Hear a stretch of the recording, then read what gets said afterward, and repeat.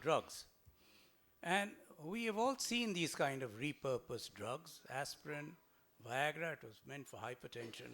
Chloroquin, 4-stat, 2 after 1 BD for 2 days and thereafter for malaria. But we know that chloroquine is used in different doses for rheumatoid arthritis.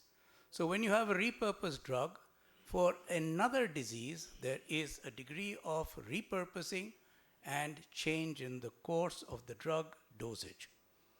Bisphosphonates, as you know, have been approved for use in all these 7 conditions, and you can recognize, looking at any one of them, that this is where you would use them. I have contributed to literature in these 8 conditions.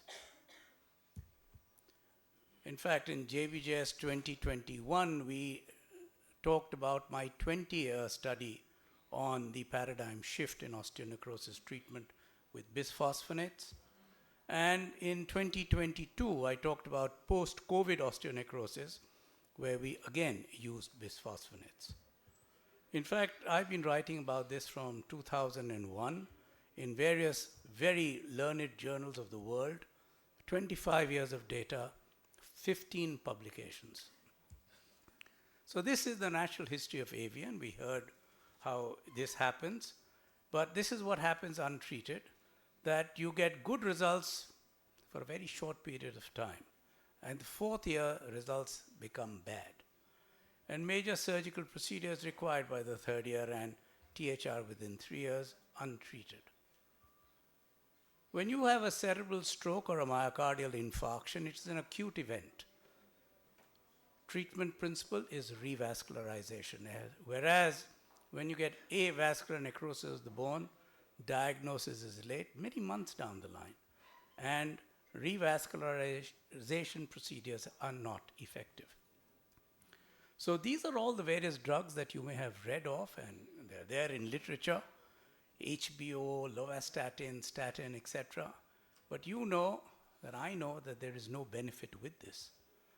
In fact, if you look at core decompression, the results are inconsistent and variable.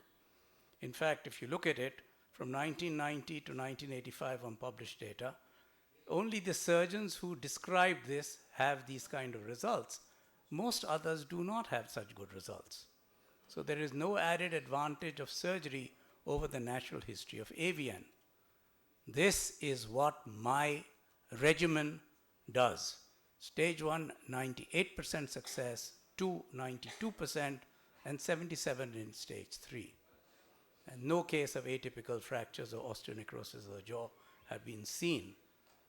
To briefly run through the pathophysiology, you get critical ischemia, necrosis, where again bisphosphonates work. The inflammatory response, osteoclastic bone resorption, again bisphosphonates work. But when there is collapse and neo-osteogenesis, you need a hip replacement. This is the treatment protocol. For those of you who would like to take a snap, can do that. Otherwise, it's there in literature. You go to ChatGPT, you write Dr. Sanjay Agarwala's bisphosphonate regimen, you will get it. There is Zoledronic acid, there is Alendronate, 35 milligrams given twice a week, because small and more frequent doses get absorbed better. So our rationale is to give Zoledronic acid, early pain relief, early blood levels. Oral Alendronate prevents collapse. You give it in a combined manner. This is yet another important thing to understand. We are not treating osteoporosis. You're treating a disease condition, AVN. And the combination of two, well, it's been shown in animal experiments in 2002 that you can prevent resorption of necrotic bone in doses which are 4 to 50 times higher than for osteoporosis. 3 years of treatment, because that's the natural history of AVN, and established safety of bisphosphonate is also 3 years. So I'll just take you through some of these cases to give you case examples. This should have come as, by God, this is a fact. It is a fact. This chapter of management of AVN has been rewritten. We've used similar regimen in transient osteoporosis of the hip, published data. We have done it for osteonecrosis of the knee, SPONK, published data. Post-leukemia AVN, very young children get this kind of disease. And where there was despair, there is hope. Where there was pain, there is now life. And this is the kind of things that we can hope for. We've used the same regimen for avascular necrosis other than hip and published it. And there you can see these kind of results in AVN talus, AVN scaphoid, AVN lunate, post-COVID AVN, which I touched upon, has been talked about. Again, this thing works, published in a journal no less than JBJS. Post-COVID spunk, we have seen this as well. Again, BMJ, very reputable journal.